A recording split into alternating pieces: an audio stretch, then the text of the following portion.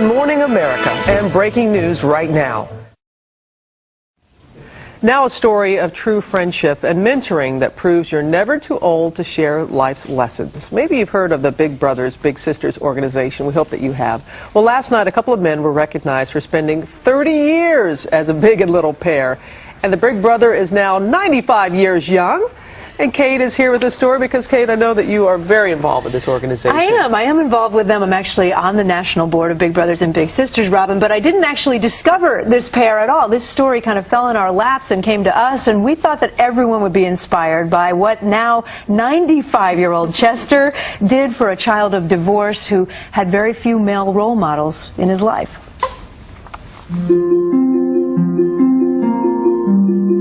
I can summarize it very easily. The big brother relationship and my relationship with Chester was probably one of the single most important relationships that I've had in my life.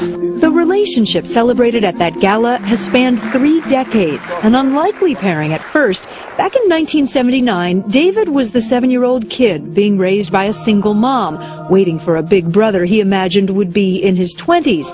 A few miles away, 65-year-old Chester, a father and grandfather, successful businessman, had to be convinced he wasn't too old to volunteer.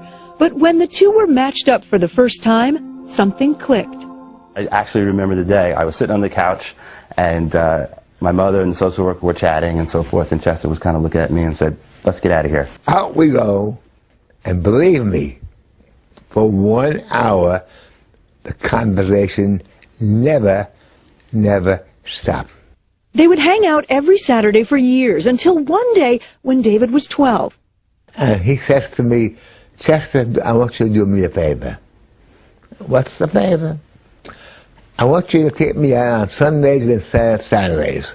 On Saturdays, when I go out with you, my friends are all playing baseball and they're all together and they're having a good time. On Sundays, they're with their family. And I have no family, and I would like very much to be with you." The Sunday outings could be as simple as watching a ball game on TV or seeing a movie. Once they took a weekend trip to the Baseball Hall of Fame in Cooperstown, New York. Chester made David wear a dinner jacket to a fancy restaurant, taught him how to use a salad fork. Chester went above and beyond the duties of the Big Brothers Big Sisters program. He never went to college and wanted to be sure David would, so he offered to pay David's tuition.